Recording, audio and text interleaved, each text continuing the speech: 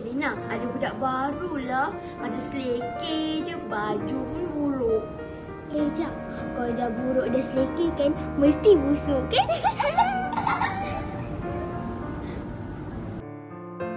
Assalamualaikum kelas.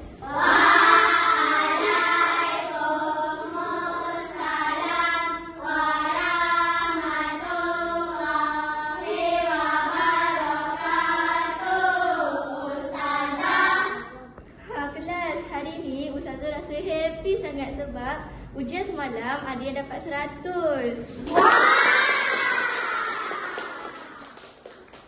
Pelajar yang dapat markah 100 semalam ialah pelajar baru kita.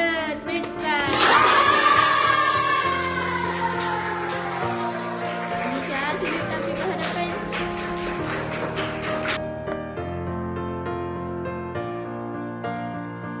Lina, aku menyampah lah dengan budak baru tu. Baru masuk je kelas ni dah dapat 100 markah. Apa kata kita nyorok barang dia? Ni barang dia?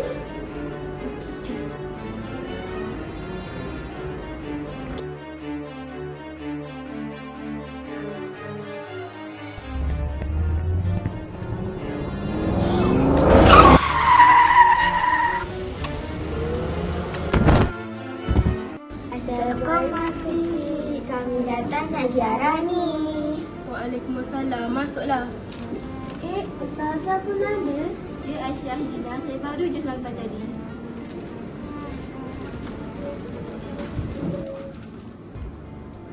Saya Aisyah. Saya Idina. Kami kawan sekelas Aisyah. Oh, terima kasih dah datang. Aisyah, kami datang nak minta maaf dengan awak. Selama ni kami buruk sangka dengan awak. Ya Elisha, kami yang sorok baik awak hari tu. Awak kan dapat 100 markah. Mestilah ustazah sayang awak. Kami cemburulah. Tapi kami menyesal sangat. Awak budak baik. Awak selamatkan kami sampai awak sendiri pun cedera.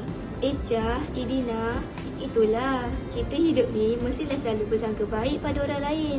Jangan ada sifat hasad dengki. Kena jangan nak suah marah. Apatah lagi waktu bulan Ramadan ni. Ya ustazah, saya menyesal dan berjanji tak nak buat lagi. Sebab tu kami datang ni nak minta maaf dan ada sedikit buah tangan untuk berkongsi rezeki di bulan Ramadan yang mulia ni. Maafkan kami Elisha. Ya, dah lama saya maafkan awak berdua. Ya Allah, baik hati awak. Kita kawan ya.